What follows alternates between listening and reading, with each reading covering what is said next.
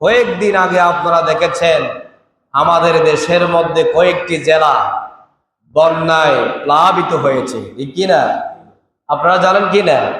জানেন অবশ্যই। আপনাদের এদিকে আমি শুনছি পানি একটু কম উঠেছে এই সাইডে, কিন্তু আমরা যেদিকে আসি দাগম্বিয়ার এই সাইডে আমাদের একেবারে সিনা পর্যন্ত পানি হয়েছে। এটা আমাদের দেখা, ঠিক কিনা? আপনারা অনলাইনে দেখেছেন মনে হয়। অনেকের ঘরের মধ্যে কোমর পর্যন্ত পানি, অনেকের ঘরের মধ্যে একেবারে সিনা পর্যন্ত পানি হয়ে গিয়েছে। তাহলে মানুষ থেকে শিক্ষা নিতে হবে, এগুলা আনন্দের কিছু নয়।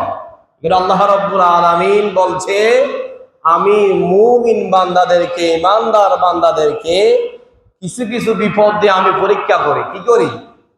কিছু কিছু বিপদ দিয়ে আল্লাহ কি বলে?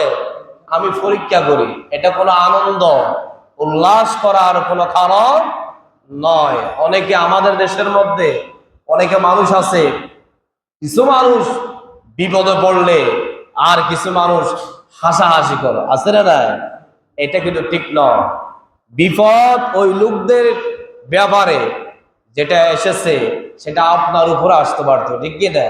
তাহলে আল্লাহ রাব্বুল আলামিনের কাছে সবসময় দোয়া করবেন, আল্লাহ আপনি যে আমাদেরকে ওই রকম বিপদ থেকে হেফাজত করে এখনো সুস্থ রেখেছেন, আপনার কাছে শুকরিয়া কন্যা সুবহানাল্লাহ।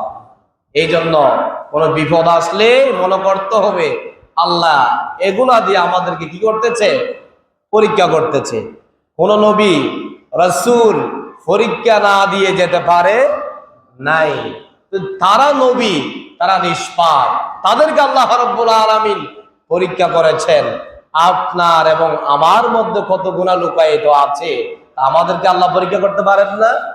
পারেন না? অবশ্যই পারে। তাহলে বুঝতে হবে ওই রকম প্লাবিত আল্লাহ পাক আমাদেরকে দিতে পারত। আমরা যারা প্লাবিত হয়েছে বন্যায়, যারা ক্ষতিগ্রস্ত হয়েছে, যারা বন্যায় প্লাবিত হয়ে অনেক ছোট ছোট বাচ্চারা মৃত্যুবরণ করেছে, অনেক বৃদ্ধরা ঘর থেকে বের হওয়ার সুযোগ পায় নাই, পানির সাথে ভাসিয়ে গিয়েছে, তলিয়ে গিয়েছে, এরকম আমরা দেখছি কিনা? দেখেছি। আল্লাহ পাক ওই রকম গজব থেকে আল্লাহ পাক যেন আমাদেরকে হেফাজত করে, সবাই বলে আমিন। আমরা সবার জন্য দোয়া করতেছি আজকের জুমা থেকে, যারা মৃত্যুবরণ করেছে এই বন্যার মধ্যে, আমরা আল্লাহর কাছে দোয়া করব আল্লাহ যেন তাদেরকে শহীদ মৃত্যু দান করে, তাদের এই মৃত্যুকে যেন শহীদ মৃত্যু হিসাবে তিনি কবুল করে নেয়।